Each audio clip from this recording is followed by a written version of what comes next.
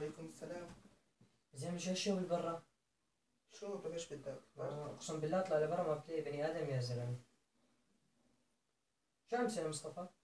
على الفيسبوك ايش بدي اسوي على يعني؟ الفيسبوك يا اخي ان شاء الله دشير الجوال، مشان محمد كل ما بفوت بلاقيك عم تشتغلي بالجوال، كل طيب ما بفوت بلاقيك عم تشتغل بالجوال، بفوت لجوا يا زلمه مثل الامر الاطرش، بدي اخلاقي يا زلمه، بطلع اشتري لبرا هاتف، شو بفوت لجوا بدي اخلاقي، اشتري هاتف مين مسكن؟ بس يحاسبني المعلم يا زلمه. طيب مو مشكلة. مصطفى بدي ايوه اسالك سؤال صحيح، حسبت هاتف مع هاتف، هلا اذا خيروك بين المال وبين العائله شو بتختار؟ يا الله ايه سؤال مبين يعني جوابه مبين، سأل ولد بيعرف. يا اخي هلا انا عم بسألك بس جاوبني على قد السؤال، انا سألتك سؤال يا اخي ما لا ضربتك ولا شيء. بختار العقل. ليش تختار العقل؟ انت ما بتعرف تختار صفا. وانت ايش بدك تختار المال؟ بختار المال انا. والله انت لك العقل يا جد، بالعقل الواحد العقل بفكر فيه بجيب المال بيجيب شغل مصرات.